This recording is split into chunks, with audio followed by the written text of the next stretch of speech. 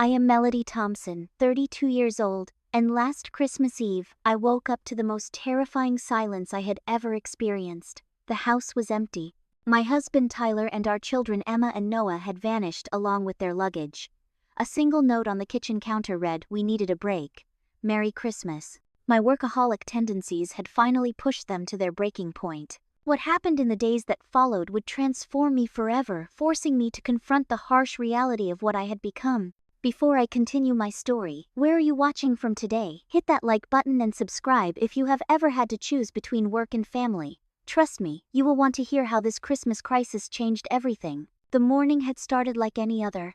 My alarm went off at 5:30 a.m. and my hand instinctively reached for my phone on the nightstand. Even on Christmas Eve, the marketing director for Reynolds Media Group never truly took time off.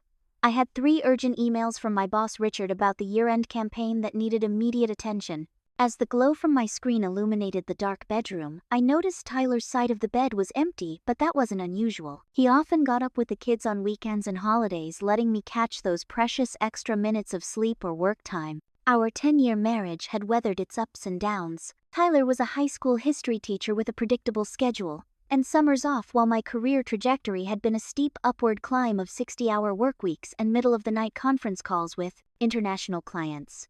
We had Emma when I was 24, and Noah came along 2 years later. I loved my children fiercely, but always from within the confines of my carefully scheduled life. The previous night had been typical of our routine over the past year. I arrived home after 9 p.m. having missed dinner again.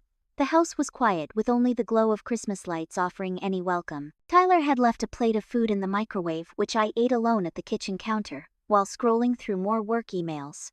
I peeked into the kids' rooms before heading to bed, both already fast asleep. Tyler, too, had turned in early, his back to my side of the bed, when I finally slipped under the covers around midnight. As I finished responding to the most urgent messages, I realized the house was unusually quiet, even for early morning.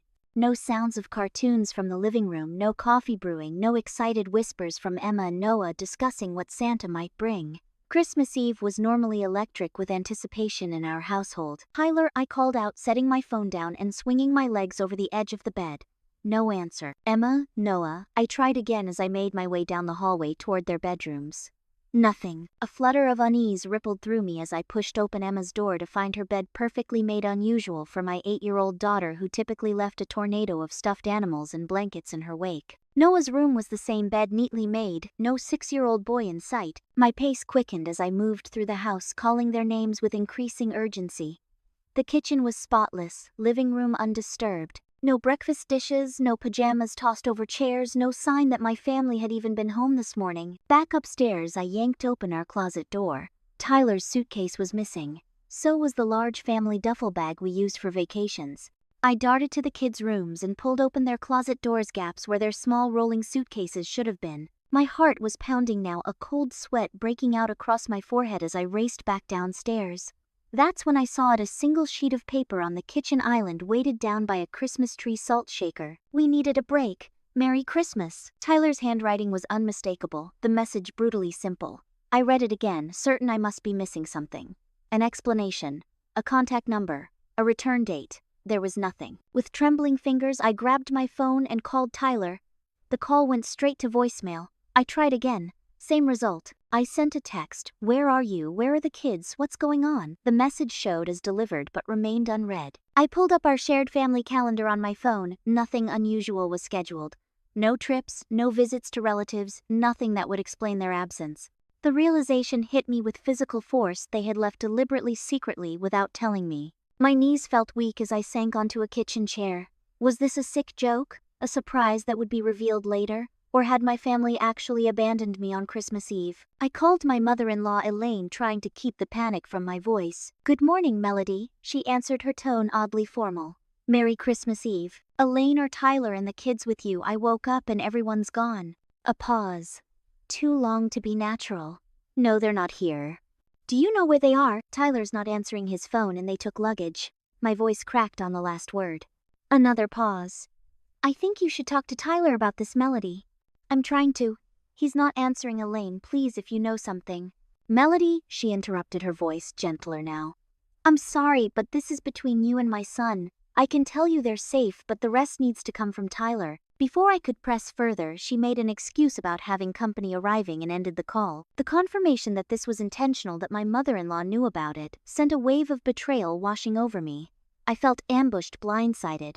How long had they been planning this? Who else knew? I stood in our family room surrounded by the Christmas decorations Tyler and the kids had put up without me. I had been working late every night when they did the tree hung, the stockings arranged, the nativity set. 4 stockings hung from the mantel, including mine, as if to mock my presence in a family that had decided to spend Christmas without me. The house had never felt so empty, so silent. And for the first time I wondered if this was how my family felt even when I was physically here, my mind constantly elsewhere, divided between deadlines and client demands while giving them only the scraps of my attention that remained. My initial shock gave way to frantic action. I searched the house room by room, looking for any clue I might have missed. In our bedroom, I rifled through Tyler's nightstand and dresser drawers. Everything seemed normal until I noticed his wedding ring sitting in the small ceramic dish on his bedside table. Tyler never took it off, not for showers, not for yard work, not even when his fingers swelled in summer heat. The platinum band sat there like a silent accusation. In the kids' rooms, I looked more carefully. Emma's favorite stuffed bunny was gone, the one she couldn't sleep without. Noah's treasured action figure collection had vanished from his shelf. These weren't just random items thrown into suitcases. They had packed thoughtfully, taking comfort objects and beloved possessions. The family computer in the den was still there. I logged in and checked our browsing history. Tyler had cleared it, something he never normally did. I tried accessing his email, but he'd changed the password. Next, I checked our joint bank account. There it was, a withdrawal of $4,000 3 days ago. A significant sum, but not emptying the account. Enough for a vacation perhaps, but not enough for... I couldn't finish the thought. Not enough for starting over somewhere else. With shaking hands, I called James, Tyler's best friend since college. "Hey, Melody," he answered, sounding unnaturally cheerful. "Merry Christmas Eve. James, have you heard from Tyler today? Or recently?" I asked, cutting through the pleasantries. The hesitation told me everything. "I think you should talk to Tyler about..." "He's not answering his phone," I interrupted sharply. "And apparently he's taken our children somewhere without telling me. If you know something, James, I need you to tell me now." A heavy sigh came through the line. "Look, Melody, I'm not getting in the middle of this. Tyler's my friend, but you're Emma and Noah's mom. This is between you two. Did you know? Did he tell you they were leaving?" My voice rose with each question. "I knew he was upset, that's all. We talked last week after you missed Noah's school play." The reminder hit like a physical blow. Noah had been cast as a wise man in the kindergarten Christmas pageant. I had promised, absolutely promised, I would be there. Then a major client had a crisis, and I sent Tyler a text 20 minutes before the show saying I couldn't make it. Noah had saved his speaking part just for me. "James, please," I whispered. "Are they okay? Are they safe?" His voice softened. "They're safe, Melody. Tyler wouldn't do anything to put the kids in danger. That's all I can say." After hanging up, I wandered back into the living room and noticed something else: gaps on the walls and shelves where family photos had been. The large portrait from last Christmas was missing, along with several vacation photos and candid shots of the children. Tyler had taken pieces of our life together, carefully selected memories. I called my parents next, hoping for sympathy or at least information. "Hi, sweetheart," my mother Diane answered. "Everything ready for Christmas?" "Mom," I said, my voice catching. "Tyler and the kids are gone. They left sometime last night or early this morning, took their luggage, left me a note saying they needed a break. Do you know anything about this?" The silence on the line stretched too long. "Mom, Melody," she finally said, her voice carefully neutral. "We got a call from Tyler last night. He said he was taking the kids on a trip, and that you two were having some issues." "Issues?" I nearly shouted. "What issues? Things have been fine. Yes, I've been busy with work, but..." "Honey," my mother interrupted gently, "things haven't been fine. When we visited for Thanksgiving, we barely saw you. You were on your laptop the entire weekend. Emma asked me why Mommy doesn't like to play with her anymore." The word struck me like a slap. She said that. "Why didn't you tell me?" "I tried, Melody. We all have. You always have an explanation or promise it will get better after this project or that deadline. Tyler has been telling us for months how worried he is about you, about your family." I sank onto the couch, memories flooding back. Emma asking me to read her a bedtime story, and me saying I just needed 5 more minutes to finish an email. Those 5 minutes turning into an hour, until Tyler told me she had fallen asleep waiting. Noah showing me his artwork from school while I nodded absently, my eyes never leaving my phone screen. Tyler suggesting a weekend away, just the two of us to reconnect, me canceling at the last minute because of a work emergency. Did everyone know about this except me? I asked, my voice small. My mother's sigh held decades of her own regrets. Sometimes we can't see what's happening in our own lives, Melody. Your father and I, we made similar mistakes when you were young. Always thought there would be time later to focus on family. You don't get those years back, honey. After hanging up, I found myself standing in front of the refrigerator where the kids' Christmas lists were still posted. Emma wanted a specific doll that had been sold out for weeks. I had put my assistant on finding one but hadn't followed up. Noah wanted a bicycle with training wheels. Had Tyler already purchased these gifts? Were they hidden somewhere in the house, or had he taken them on their trip? The question that kept circling in my mind, growing louder with each passing hour, was this just a temporary break, as the note suggested, or was my family actually leaving me? I remembered Emma's question from 2 weeks ago, asked as I tucked her in during a rare evening at home. Do you even want to be with us anymore, Mommy? At the time, I'd been shocked and quickly reassured her that of course I did, that I loved her and Noah and Daddy more than anything. She'd nodded, but there had been doubt in her 8-year-old eyes. Doubt I had dismissed as childish misunderstanding. Now alone in our empty house on Christmas Eve, I wondered if she had seen the truth before I could. The doorbell rang around noon, startling me from my daze. I had been sitting at the kitchen table staring at Tyler's note and willing my phone to ring with an explanation. I rushed to answer, hoping against hope it might be my family returning. Instead, I found Stephanie, our next-door neighbor, holding a Christmas gift basket. "Merry Christmas Eve, Melody," she chirped, then peered past me into the house. "Are the kids napping?" "No, they're not here right now," I managed, accepting the basket. "Oh, did Tyler already take them to the airport? I saw them loading up a taxi early this morning." Emma was so excited she could barely stand still. My heart sank further. "Airport? Did they mention where they were going?" Stephanie's smile faltered as she noticed my expression. "I just assumed you knew. Tyler was putting suitcases in a taxi around 5 a.m. I was up early walking the dog. He mentioned something about catching a flight, but I didn't want to be nosy. After Stephanie left, I went through the kitchen trash bins, something I would normally never do. Near the bottom, I found a crumpled receipt from Stellar Travel Agency dated 2 weeks ago. The details of the purchase had been torn off, but the agency's name and phone number remained. The deliberate planning hit me like a physical blow. This wasn't a spontaneous decision. This was calculated, organized, a strategic abandonment, timed for maximum impact on Christmas Eve. Anger flared temporarily, pushing aside my fear and confusion. I called the travel agency immediately. "Stellar Travel, how can I help you?" a cheerful voice answered. "This is Melody Thompson. My husband Tyler made arrangements through your agency recently, and I need to confirm the details." "Oh yes, the Thompson family," the receptionist said, then paused. "Wait, aren't you supposed to be with them? Their flight left this morning." There was a last-minute change of plan. I lied smoothly. "I need to join them, but I've misplaced the itinerary. Could you please give me the flight information and destination?" "I'm sorry, Mrs. Thompson, but I can't release that information without speaking to the primary booking contact. Company policy. But I can try reaching Mr. Thompson for you." No, that's okay," I said quickly. I'll get in touch with him myself. Thank you." Another dead end. I sat heavily on the couch, Tyler's words from a month ago echoing in my head. "Sometimes I feel like we're just background characters in your life, Melody. Like we're just waiting in the wings for your real life, your work life to take a pause so you can remember we exist." I had dismissed his comment as an overreaction, assured him he was being dramatic. We'd had similar conversations over the years, always ending with my promises to do better, to be more present. Promises that dissolved under the first hint of pressure from work. Struck by a sudden thought, I went back to our shared desktop computer. Tyler had cleared the browser history, but had he thought to check the downloads folder? There it was, a PDF file from 3 weeks ago, Sunset Paradise Resort confirmation. I clicked it open with trembling fingers. The booking confirmation showed a 7-night stay at a luxury resort in the Bahamas. All-inclusive ocean view suite, checked in today December 24th, checking out on December 31st. I scanned for flight information, but it wasn't included in the resort booking. The Bahamas? They had gone to a tropical paradise for Christmas while leaving me alone in our suburban home.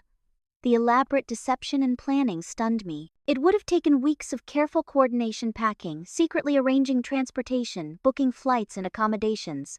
all while maintaining a normal facade at home. I thought back over recent weeks, seeing signs I had missed. Tyler taking the kids shopping without me, ostensibly for my Christmas gifts but likely for vacation supplies.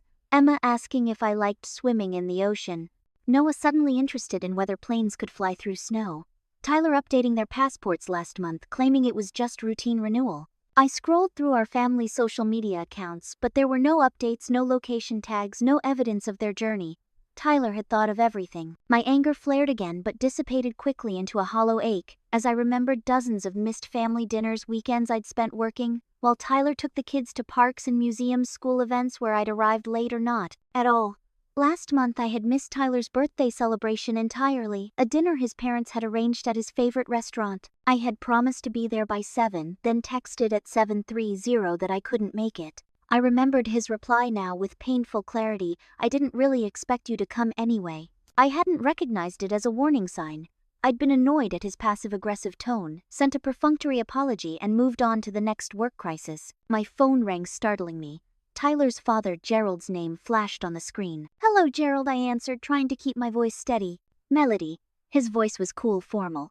"Elaine mentioned you called earlier." "Yes, I'm trying to locate my husband and children who seem to have left without telling me where they were going." I couldn't keep the edge from my voice. A heavy sigh. "Melody, this has been a long time coming, and you know it. Tyler has been at his breaking point for months. So you helped him kidnap my children for Christmas instead of suggesting marriage counseling," I snapped. "Kidnap?" Gerald's voice rose. "He's their father taking them on vacation. And yes, we encouraged it. Emma cried for an hour after you missed her dance recital last month." "An hour, Melody. She had practiced for weeks, specifically because you promised to be there." The memory hit hard. Emma's first solo dance performance. I had fully intended to go, had it blocked on my calendar. Then a major client threatened to pull their business, and I spent the evening in the office instead. I had rationalized that there would be other dance recitals, but only one chance to save that client relationship. "Tyler has been covering for you with the kids for years," Gerald continued, his voice slightly softer now. "Making excuses for why mommy misses dinner again, why mommy can't come to the park on Saturday, why mommy is on her phone during movie night." He's exhausted, Melody. Emotionally exhausted. Tears spilled down my cheeks as the weight of Gerald's words sank in. "I didn't realize." "That's the problem. You haven't been present enough to realize. This trip, it wasn't just about giving the kids a nice Christmas. It was about giving Tyler space to figure out if your marriage can survive another year like this one." After hanging up, I found myself alone in our kitchen, surrounded by Christmas decorations that Tyler and the kids had put up without me. The stockings hung in a row on the fireplace, even mine with my name stitched in gold thread. The Christmas cookies Emma and Noah had decorated sat on a plate on the counter, covered in plastic wrap. Some had my name written in wobbly icing. They had included me in their Christmas preparations, even while planning to leave me behind. The realization broke something inside me. I sank to the kitchen floor and sobbed, truly sobbed for the first time in years. As evening fell, the house grew darker, but I couldn't bring myself to turn on the lights. Outside, neighbors had begun their Christmas Eve celebrations. Through the window, I could see families arriving at homes across the street, arms laden with gifts. The Miller family next door had their annual caroling party. I could hear faint strains of Silent Night drifting through my walls. These familiar Christmas sounds only heightened my isolation. In years past, Tyler would have had our house filled with friends for Christmas Eve drinks. The kids would be vibrating with excitement about Santa's imminent arrival. The oven would be warm with holiday baking. Instead, I sat alone in cold silence, the only illumination coming from the twinkling Christmas tree lights Tyler had meticulously arranged. Lights I had barely noticed until now. My phone buzzed with a work notification. Richard, my boss, texting about the year-end reports that needed review before the December 26th executive meeting. For the first time in my career, I didn't immediately respond. Instead, I set the phone face down on the coffee table and walked away from it. I found myself in Emma's room, sitting on her perfectly made bed with its canopy of fairy lights. On her desk sat her art supplies and school books neatly arranged. I opened her desk drawer looking for... I wasn't sure what, some connection to my daughter, some insight into her life, that I had been too busy to notice. Inside, I found a small pink diary with a broken lock. I knew I shouldn't read it, knew it was an invasion of her privacy, but my need to understand what my 8-year-old daughter was feeling overrode my better judgment. The diary entries were sporadic, written in her careful third-grade handwriting. October 14, Mommy missed my soccer game again. Daddy said she had to work. I scored a goal, but she didn't see it. November 2 asked mommy to help with my science project. She said later, but then took phone calls all night. Daddy helped me make my volcano. December 5, mommy promised to watch Christmas movies tonight, but she's working again. Daddy says mommy's job is important, but sometimes I think her job is more important than me. That last entry pierced my heart like a physical wound. I closed the diary, hands shaking, and returned it to the drawer. In the family room, I found our collection of home videos. I selected one from 2 years ago Christmas morning when Noah was 4 and Emma 6. As the video played on our large TV screen, I saw myself in the background, checking my phone while the kids opened presents. In another clip, I was absent entirely, Tyler explaining that mommy had to take a quick work call. Throughout the 30-minute video, I appeared fully engaged for perhaps 5 minutes total. I kept watching, moving to videos from earlier years. In Emma's first Christmas, I was fully present, no phone in sight, my attention completely on my baby daughter's delight at the twinkling lights. Noah's first birthday showed the same engaged mother. Somewhere along the way, that mother had disappeared, replaced by a distracted shadow constantly pulled toward work demands. My phone rang again, Richard calling, this time rather than texting. For my entire career, I had never ignored a call from my boss. Tonight I watched it ring until it stopped. Minutes later, an email arrived with a flight confirmation. Tyler had sent a photo of Emma and Noah building a sandcastle on a pristine beach, their faces alight with joy. No message accompanied the photo, just the undeniable evidence that my family was moving on without me, even if only temporarily. The image broke me. I sank to the floor, surrounded by the ghosts of Christmases past, captured on video, and wept until I had no tears left. This was rock bottom, the crystallized realization that I had systematically prioritized my career advancement over the people I claimed to love most. What had it gotten me? A director title, a 6-figure salary, professional respect, awards on my office wall, and an empty house on Christmas Eve. As midnight approached, marking the official start of Christmas Day, I found myself standing in front of our tree. The ornaments told the story of our family baby's first Christmas, for each child handmade crafts from preschool, souvenirs from vacations I had often shortened or missed entirely due to work commitments. I fingered a clay ornament Emma had made last year, a family of 4 snow people, labeled Mommy, Daddy, Emma, and Noah. The mommy snow person stood slightly apart from the others, a detail I hadn't noticed when she proudly presented it to me. In that moment of painful clarity, I understood that I hadn't just been missing moments, I had been systematically removing myself from my family's narrative. I had constructed my identity entirely around professional success, using my career achievements to avoid the vulnerable, messy work of genuine connection. The realization came with a strange sense of calm. I couldn't undo the years of distracted parenting or emotional absence, but perhaps I could still fight for my family's future. If they would give me another chance, I would rebuild our life together with different priorities this time. I took out my phone and looked at the photo of my children on that distant beach. Instead of jealousy or anger, I felt a surge of determination. I had built a successful marketing career by crafting compelling campaigns and solving complex problems. Now I needed to apply those same skills to the most important project of my life, winning back my family. I woke early on Christmas morning after a fitful night's sleep on the living room couch. The house remained painfully quiet, but something had shifted inside me. The paralyzing shock and self-pity had given way to resolute determination. If my family had needed to take such drastic measures to get my attention, I would ensure they now had all of it. My first call was to Richard, my boss. He answered on the first ring, his voice sharp with annoyance. "Melody, I've been trying to reach you since yesterday. The Singapore account is imploding and I need to take an immediate leave of absence," I interrupted, my voice calm but firm. "A family emergency has come up that requires my full attention." "What now?" "That's impossible. Year-end is our busiest time, and you're leading 3 major campaigns. Whatever it is, surely it can wait until after the new year." "No, Richard, it can't wait. That's been the problem. My family emergency has been waiting for years while I prioritized work, and I won't make that mistake anymore." His tone shifted from annoyed to concerned. "Melody, is everything okay? Are the kids all right?" "They will be," I said, surprised by the steadiness in my voice. "But I need time to focus on them without distraction. I'm formally requesting 4 weeks of leave effective immediately.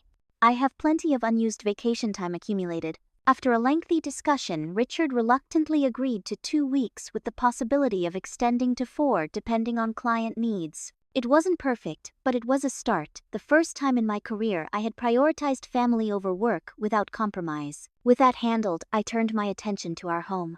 Really looked at it perhaps for the first time in years. The Christmas decorations were beautiful but hastily arranged in places. The house itself needed attention. Dust gathered in corners, fingerprints smudged the walls, toys remained half-organized in bins. I started cleaning methodically room by room, not as mere busywork but as physical manifestation of my commitment to change. I wanted the house to be perfect when they returned, not to impress them but to show I was fully present in our shared space. As I cleaned, I found evidence of my absence everywhere. School artwork I hadn't properly admired. A Father's Day card Emma had made, thanking Tyler for doing mommy and daddy jobs. A sticky note from Tyler on his desk calendar talked to Melody about counseling dated 3 months ago, a conversation that had never happened. In Emma's room, tucked under her pillow, I found a small photo album. Inside were pictures of me with the kids from their early years, me reading to Emma as a toddler, teaching Noah to swim, the 4 of us hiking during a rare vacation I hadn't shortened. She had collected evidence that I had once been an engaged mother, as though she needed reminding. In our bedroom, I discovered Tyler's half-finished Christmas shopping list in his nightstand drawer. I studied it carefully. Emma still needed her stocking stuffers, and Noah's bicycle hadn't been purchased. I made a mental inventory of what was missing, and what I could still obtain even on Christmas Day. My phone pinged with a notification, a video call request from Tyler. My heart raced as I answered, unsure what to expect. Tyler's face appeared on screen, a beachfront setting visible behind him. He looked tired, but resolute.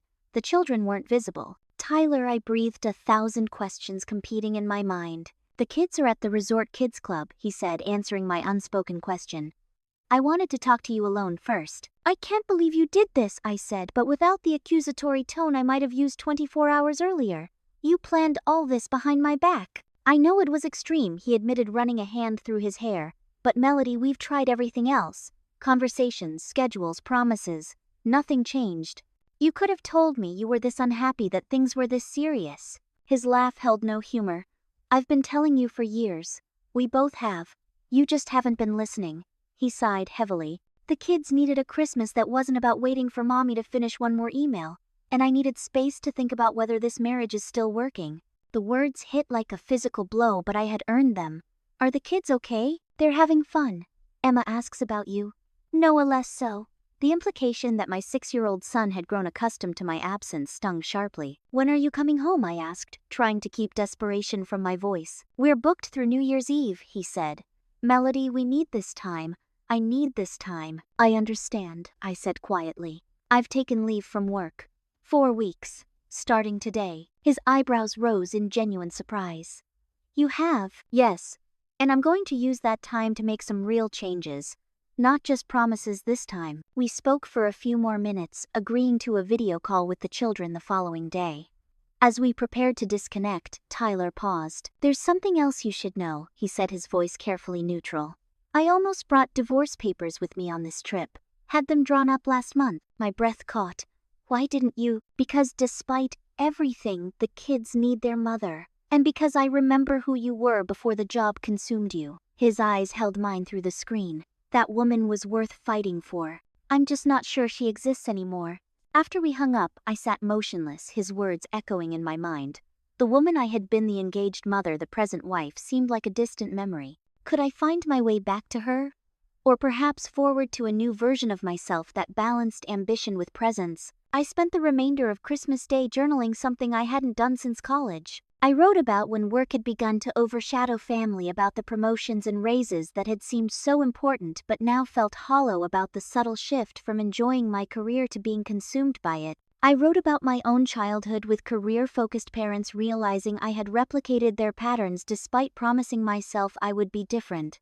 I wrote about my fears that I wasn't enough without my professional achievements, that being fully present as a mother and wife would somehow diminish me. By evening, I had filled dozens of pages and made a detailed plan for changes, practical adjustments to schedules and priorities, but also deeper commitments to therapy, to honest communication, to reconstructing my identity around more than just professional success. I didn't know if it would be enough to save my marriage or repair my relationship with my children. But for the first time in years, my priorities were clear, my purpose undivided. The day after Christmas dawned with new purpose. After our brief conversation, I knew I needed to do more than just clean the house and make promises. I needed to show my family through concrete actions that I understood the magnitude of my failure and was committed to change. I began researching how to reach them at the Sunset Paradise Resort. The resort's website boasted about privacy and exclusivity, including a strict policy about not confirming guests or forwarding messages without explicit permission. A call to the front desk confirmed this. The friendly but firm receptionist wouldn't even acknowledge whether the Thompson family was registered. Frustrated but not deterred, I tried a different approach.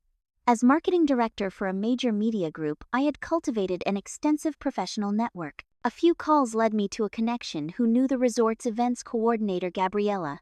After explaining my situation, albeit in softened terms, I secured her direct number. Mrs. Thompson. Gabriella greeted me when I called. "I understand you're hoping to arrange a surprise for your family." "Yes," I said, careful to frame my request appropriately. "My husband and children are staying at the resort, a trip I unfortunately couldn't join due to work commitments." The irony of using this excuse wasn't lost on me. "I'd like to arrange something special for them to show them I'm thinking of them this Christmas." Gabriella was sympathetic but professional. "We can certainly help with gifts or special dining arrangements, but I should mention that Mr. Thompson specifically requested privacy during their stay. He asked that no business associates or extended family be informed of their presence here." The implication was clear. Tyler had taken precautions to ensure I couldn't easily reach them. Another well-deserved gut punch. "I completely understand," I assured her. "I'm not trying to intrude on their vacation. I just want to send them something meaningful from home." After discussing options, I settled on a plan. The resort could arrange a special Christmas dinner for them with customized touches. It wasn't the grand gesture I had initially imagined, but it was a start, a way to begin bridging the distance between us. But what would make it truly meaningful? What would show Tyler and the kids that I understood what I had lost, what I was fighting to regain? Inspiration struck as I remembered Tyler's favorite Christmas tradition from his childhood. Each year, his mother created personalized year-in-review scrapbooks for each family member, documenting their achievements, growth, and special moments. Tyler had tried to continue this tradition with our children, but I had always been too busy to properly contribute my observations or help with the assembly. I spent the next several hours creating digital scrapbook pages, not just of the current year but reaching back to moments I had missed or only half experienced. For each event I had prioritized work over family. I included a heartfelt apology and a promise for the future. For Emma's dance recital, I wrote about watching the video recording and how proud I was of her grace and dedication. For Noah's school play, I acknowledged how his one line as a wise man had been delivered with perfect timing and confidence. I included sections about Tyler too, his patience as a father, his excellence as a teacher, his unwavering support of my career even when it came at a cost to him. I acknowledged how he had carried our family emotionally while I focused elsewhere. Along with the digital scrapbook, I recorded a video message. No makeup, no rehearsed speech, just raw honesty about my failings and my commitment to change. "I know words aren't enough," I concluded in the video. "They never have been. But my actions will be different from now on. I've taken extended leave from work. I've scheduled my first therapy appointment. I'm ready to do the hard work of rebuilding your trust. Whether that happens within our marriage or as co-parents, that's a decision we'll make together when you return. But know that the person you're coming home to isn't the same one you left." I sent everything to Gabriella, who promised to have it presented during their private dinner the following evening. As an additional surprise, I arranged for their favorite desserts from home to be recreated by the resort's pastry chef. Tyler's apple crumble, Emma's chocolate lava cake, and Noah's ice cream cookie sandwiches. With that arranged, I turned my attention to another significant step: my career. The 2-week leave I had negotiated was just the beginning. I needed to make more permanent changes. Through industry connections, I discreetly began exploring other opportunities, positions that offered more reasonable hours, remote work options, and cultures that genuinely valued work-life balance, rather than just paying lip service to it. By evening, I had scheduled interviews with 3 companies, including one led by Caroline Davis, a former colleague known for having restructured her marketing agency around family-friendly policies after becoming a mother herself. I also did something that would have been unthinkable just days earlier. I drafted a letter of resignation from Reynolds Media Group. I didn't send it not yet, but having it prepared felt like insurance against falling back into old patterns. If Reynolds couldn't accommodate the changes I needed to make for my family, I would leave regardless of the career implications. Late that evening, my phone rang with an international number. Tyler, we got your message, he said without preamble when I answered. The dinner, the scrapbook, the video, all of it. And I could barely breathe waiting for his response. It was thoughtful, he said carefully. The kids were really excited, especially about the desserts. Emma's watching your video for the 3rd time. And you? He sighed. Melody, I appreciate the effort. I really do. But we've been down this road before, grand gestures followed by gradual backsliding. Real change takes more than one emotional weekend. I know, I said quietly. That's why I've taken extended leave. That's why I'm interviewing with other companies. That's why I've already scheduled therapy. A long pause. You're interviewing elsewhere, you'd leave Reynolds. The disbelief in his voice was evident. My position at Reynolds had been the culmination of years of climbing the corporate ladder, the achievement that had cemented my industry reputation. If that's what it takes, yes. My priorities have changed, Tyler. Or rather, they finally aligned with what they should have been all along. Another pause. I want to believe that. Then give me the chance to prove it. My voice was steady, determined. Come home, and let me show you and the kids what that looks like in practice, not just promises. We've got 5 more days here, he said finally. We'll talk more when we get back. For now, would you like to say goodnight to the kids? They're still awake. It wasn't the immediate reconciliation I had hoped for, but it was something, a small opening, a chance to begin rebuilding. As Emma and Noah's excited voices came through the phone describing their beach adventures and the resort's massive Christmas tree, I listened with complete attention, asking questions, engaging fully. No email notifications, no divided focus, just a mother connecting with her children across the miles. That night I slept in our bed for the first time since discovering they had left. The emptiness beside me was painful but also motivating. Every night I spent alone was a reminder of what I had risked losing through years of distracted presence. I was determined not to waste this wake-up call, regardless of whether Tyler decided our marriage could be saved. The remaining days before my family's return passed in a blur of purposeful activity. I secured a tentative job offer from Caroline's agency, a senior position with clear boundaries around working hours and an explicit commitment to respecting family time. The salary was lower than my current compensation, but the trade-off seemed increasingly worthwhile. Daily video calls with Tyler and the kids became my anchor points.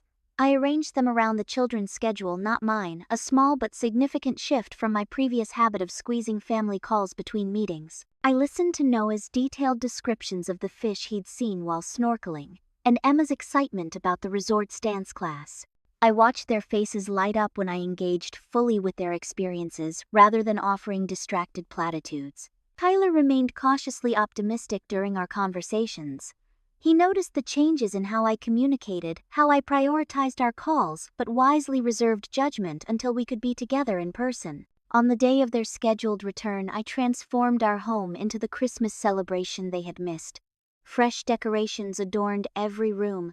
A new tree smaller than our main one, but festively decorated, stood in the family room with wrapped gifts beneath it. I had located every item on Tyler's shopping list, plus thoughtful additions based on knowing my children's current interests rather than just their stated wishes. I prepared Tyler's favorite meal and baked Christmas cookies from his mother's recipe, something I had always claimed was too time-consuming in previous years. The house smelled of cinnamon and pine, warm and welcoming after their long journey. When the taxi pulled into our driveway late that afternoon, I fought the urge to rush outside. Instead, I waited in the entryway, giving them space to approach at their own pace. The door opened, and there they were, tan-tired from travel but home. Noah spotted me first, his 6-year-old face lighting up with surprised delight. "Mommy, our house looks like Christmas again." Emma entered more cautiously, her eyes scanning my face as if searching for signs that the engaged mother from our video calls would disappear now that we were physically reunited. "You're really home," she said, half statement, half question. "I'm really home," I confirmed, kneeling to their level. "And I'm staying home. Not just in the house, but present with you. Things are going to be different now." Tyler entered last, setting down their luggage in the hallway. His expression was guarded but not cold as he took in the transformed house and my anxious face. "This looks amazing," he said simply. The first hour was awkward, a dance of polite conversation and cautious interactions. The children were jet-lagged, but excited to show me shells they had collected and photos they had taken. I listened attentively, asked questions, fully engaged with their stories in a way I realized had become rare. As the evening progressed, we settled into a semblance of our normal routine. I helped Noah with his bath while Tyler prepared a light dinner. We ate together at the dining table, all phones deliberately absent, and afterward opened the belated Christmas gifts. The children's delight at receiving exactly what they had wished for was matched by Tyler's surprised appreciation for the thoughtful gifts I had selected for him. Books by his favorite authors, specialty cooking ingredients he had mentioned months ago, a weekend workshop with a historian he admired. After the children went to bed, Tyler and I sat in the living room, the remains of our delayed Christmas celebration surrounding us. The moment of truth had arrived. I meant what I said in that video, I began, and what I've shown during your trip. This isn't just a reaction to you leaving. It's a fundamental shift in how I see my life, my priorities. Tyler nodded slowly. I want to believe that, Melody, but it's been 4 days. Change that lasts requires more than good intentions, which is why I've accepted a new position, I said, watching his eyes widen in surprise. With Caroline Davis's agency, 35-hour work weeks, remote options, no weekend expectations except genuine emergencies. I hesitated. The pay is significantly lower, but you really did it, he interrupted, genuine astonishment in his voice. You're leaving Reynolds. I am. I've also scheduled weekly therapy sessions starting tomorrow. And I reached for the folder I had prepared. I drafted this for us to discuss. Inside was a family mission statement, a concept I had researched during their absence. It outlined core values, priorities, and practical commitments about how we would function as a family moving forward. Time boundaries for work, technology-free zones in the house, regular family meetings, scheduled one-on-one time with each child. Tyler read it slowly, his expression unreadable. This is comprehensive. It needs your input, I said quickly. Your priorities, your boundaries. It's just a starting point. He set the folder aside and looked at me directly, really looked at me, perhaps for the first time in months. When I packed those suitcases, I was 90% sure our marriage was over, he admitted quietly. I had the divorce papers drafted. The only reason I didn't bring them was Emma begging for one more Christmas try with you. The revelation sent a chill through me. And now, he exhaled slowly. Now I think we have a chance. Not certainty, not yet, but a fighting chance. He reached across the couch and took my hand, our first real contact since their return. I need to know this isn't just another promise that fades when work pressures return. It won't be, I said firmly. I've already made concrete changes and there will be more. But I also want to acknowledge something. This transformation didn't happen because I suddenly became a better person. It happened because you were brave enough to shock me into seeing what I was losing. I squeezed his hand. It shouldn't have taken that. I should have listened years ago. Tyler nodded, his eyes glistening. We need help, professional help to rebuild. There's a lot of hurt to process, a lot of patterns to change. I've already researched family therapists, I said. We can start as soon as you're ready. We talked into the night, not solving everything but laying groundwork for the difficult, necessary work ahead. There were moments of tension, of pain, of doubt, but also moments of connection deeper than we had experienced in years. For the first time, in a long time, we were truly seeing each other. As we finally headed upstairs to bed, separate bedrooms by mutual agreement, at least for now, Tyler paused. The kids missed you, he said softly, more than they could express. Even while having fun at the resort, they kept saying, I wish Mommy could see this, or Mommy would love this beach. My heart ached with the bittersweetness of it. I miss so much, I acknowledged. Not just the trip, but years of moments. You can't get those back, Tyler said, his tone gentle but honest. But there are so many moments ahead if you're really ready to be present for them. I am, I promised. And for the first time in years, I knew I truly meant it. 6 months passed in what felt like both an eternity and an instant. Spring melted into early summer, bringing with it not just physical renewal, but the cautious rebirth of our family bonds.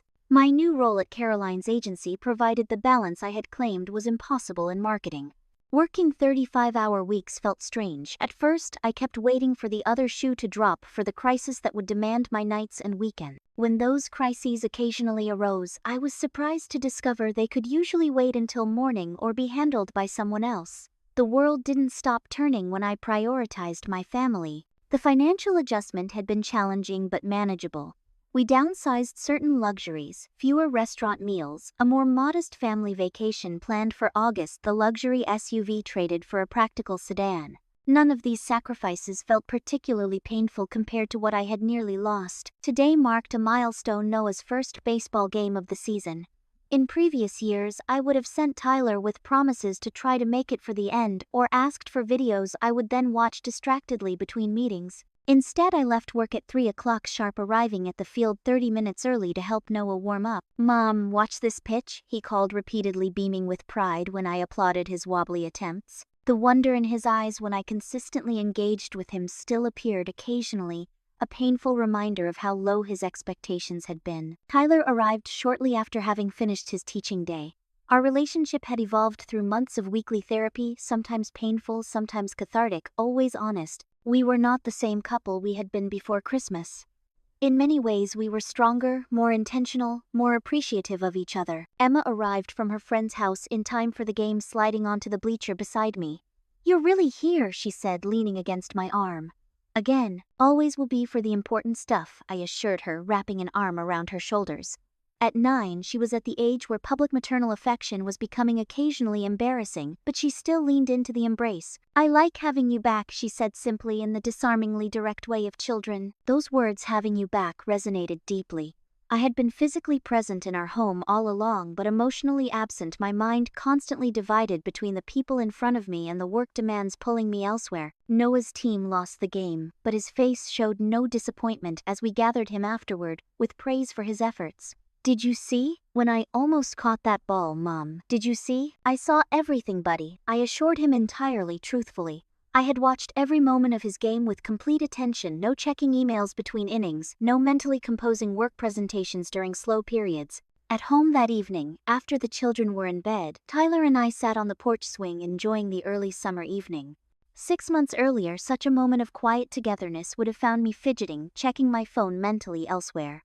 "You know what Emma said to me last week," Tyler said, breaking our comfortable silence. "She asked if you got a personality transplant. Said it's like having the mom from her baby pictures back."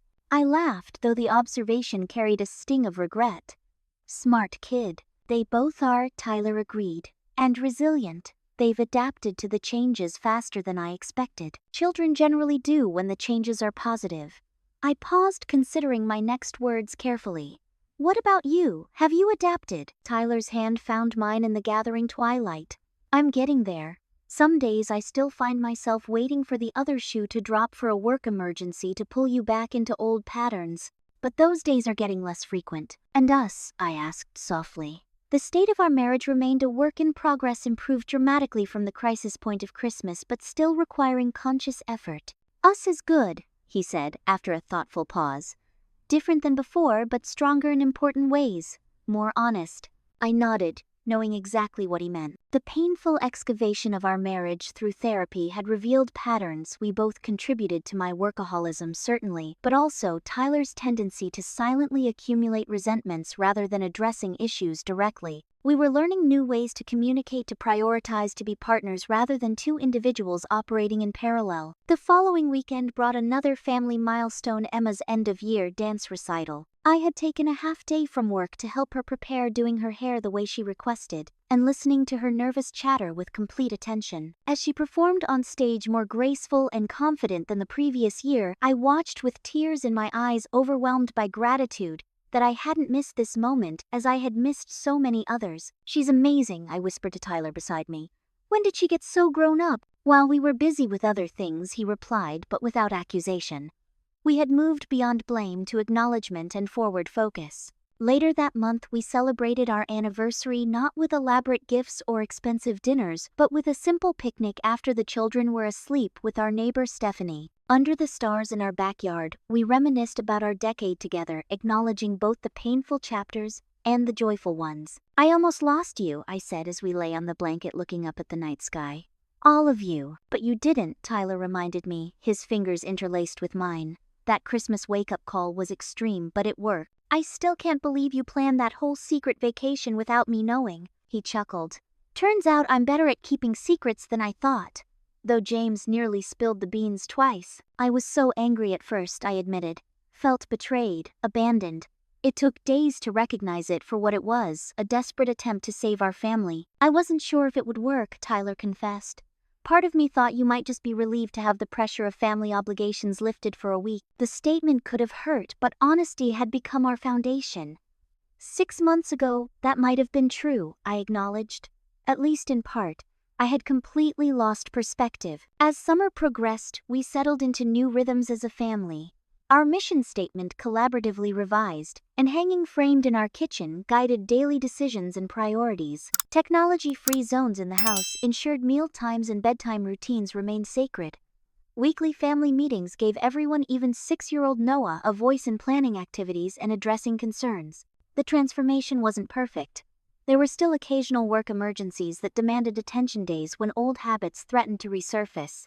But the difference lay in how we handled those moments with intentionality, communication, and a clear understanding of what mattered most. One evening in late July, as we prepared for our first real family vacation in years, a cabin rental in the mountains rather than our previous luxury resort preferences, I found Noah adding something to our family calendar. "What are you marking, buddy?" I asked, peering over his shoulder. "Christmas," he said seriously, pointing to December 24th.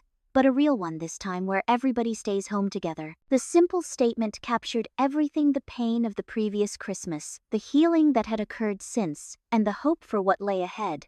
I knelt beside him, wrapping him in a hug. "That's exactly what we'll do," I promised. "The best Christmas ever, with everyone present in all the ways that matter." As the summer evening settled around our home, I reflected on how close I had come to losing everything that truly mattered. The Christmas morning when I woke to an empty house had been the most painful day of my life, but also the most necessary. It had forced me to confront the reality of what I was sacrificing on the altar of professional success. The greatest gift I had discovered wasn't career achievement or financial reward, but the people who loved me enough to shock me into awareness before it was too late. The journey of rebuilding wasn't easy or quick, but with each day, each mindful choice to be present, we were creating the family life we all deserved. Life will always present choices about where to direct our limited time and energy. The wisdom lies in recognizing what's truly irreplaceable before it's gone. If my story resonates with you today, I encourage you to examine your own priorities before a wake-up call becomes necessary. Where are you giving your best self? And where are your loved ones getting what's left over? Comment below with one small change you could make this week to be more present with those who matter most. And if this story touched you, please like, subscribe, and share it with someone who might need this reminder. Thank you for being present with me today. I know how precious that gift truly is.